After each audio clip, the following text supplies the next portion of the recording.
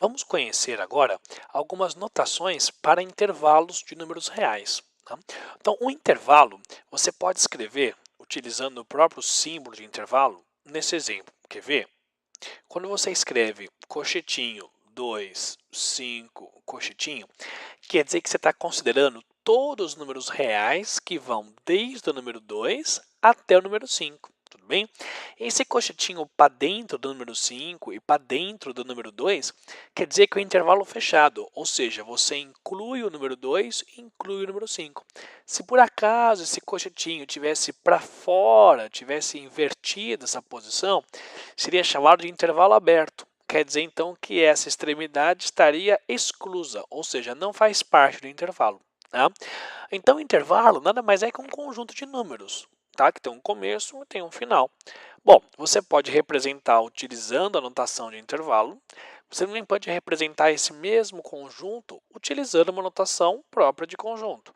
Por exemplo, dizer o seguinte: você quer pegar todos os números reais que começam do 2 e vão até, no máximo, o número 5. Então, quando você fala que o seu número x está de 2 até 5, você está considerando todos os números reais que vão de 2 até o número 5. Se por acaso fosse um intervalo aberto, ou seja, a extremidade não entrasse, quer dizer que aqui, ao invés de ter o menor ou igual, teria só o menor, não teria o caso do igual.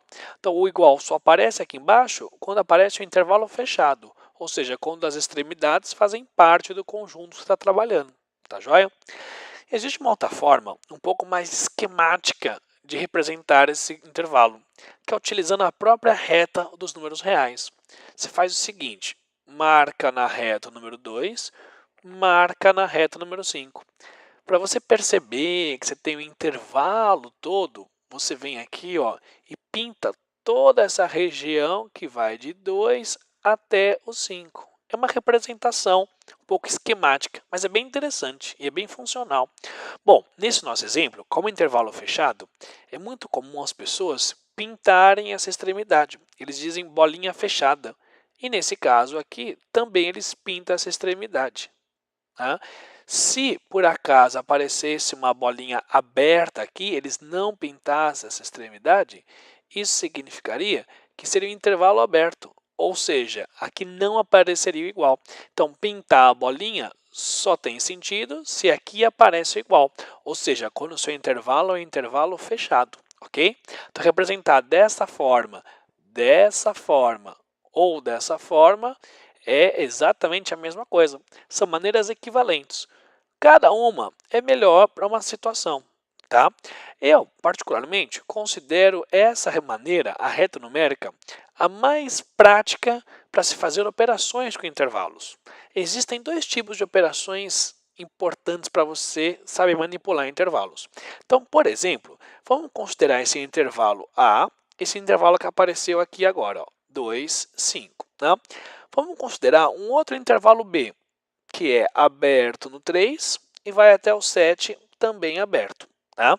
Primeira coisa é o seguinte: você consegue representar esses dois intervalos usando a nossa forma esquemática? Como é que seria isso? Bom, o intervalo A, você já viu. Você coloca o número 2, o número 5 e pinta a regiãozinha entre o 2 e o 5. Destaca aí com uma cor diferente. No nosso caso aqui, vamos usar um pouco do vermelho. Você pinta o 5 e pinta o 2 para indicar que é um intervalo fechado. O próximo intervalo, que é de 3 até 7, você marca o número 3 na reta, marca o número 7. Você já viu que eu marquei o número 3 e o número 7 na ordem em relação ao 5 e o 2. Ou seja, não vai marcar o 3 depois do 5 ou antes do 2. O número 3 tem que estar entre 2 e 5, ok? Bom, de novo, você pinta a regiãozinha que aparece entre o 3 e o 7 para indicar o intervalo. Você reparou que nesse caso é um intervalo aberto, ou seja, essa extremidade não faz parte do intervalo, nem essa. Tá? Também a operação importante é essa operação aqui, chamada de operação da união, que significa A união com B. Quer dizer o seguinte: são todos os elementos que fazem parte do intervalo A ou fazem parte do intervalo B. Ou seja, são os números que aparecem pintados em cima ou aparecem pintados embaixo. Então, quer dizer que eles têm que estar pintados em pelo menos uma dessas duas situações. Então, quais são os números que aparecem pintados em pelo menos uma dessas duas situações? Se você for analisar, a partir do número 2, ó, todo número aqui, do número 2 até exatamente o número 7, você reparou que ele aparece ou pintado em cima ou pintado embaixo. Bom, se ele aparece pintado em pelo menos uma das duas minhoquinhas que aparece aqui, ele faz parte da união, ok? Então, o número 2, ele faz parte da união, porque ele aparece pintado em cima. Reparou que o número 7, ele não aparece pintado em cima, nem aparece pintado embaixo. Então, o número 7 não faz parte da união. Se você quiser marcar os números aqui, fica mais fácil para entender depois, né? O 2 e o 7.